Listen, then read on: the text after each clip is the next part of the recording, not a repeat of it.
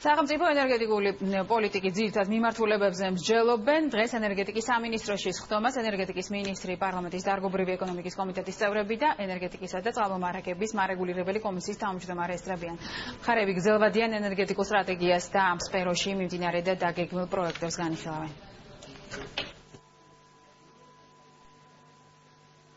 საუბარი იქნება ქვეყნის ენერგეტიკული პოლიტიკასთან დაკავშირებით, განხილული იქნება სექტორი მთლიანი და ზოგადად ენერგეტიკის სამომავლო გეგმები. ძალიან მნიშვნელოვანია, რომ განხილვაში ჩართულები არიან ექსპერტთა საკმაოდ ფართო წრე.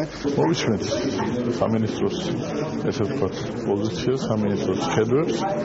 დავაკეთებთ ჩვენთვის შეფასებებს, შეკითხვები იქნება შეფასებებს და ენერგეტიკაში მიმდინარე მიმაჩნია, რომ დადებითი პოზიტიური ძრები, რომლებიც არსებობს, ეს კიდევ გაგრძელდება და ამის თაობაზე იქნება საუბარი.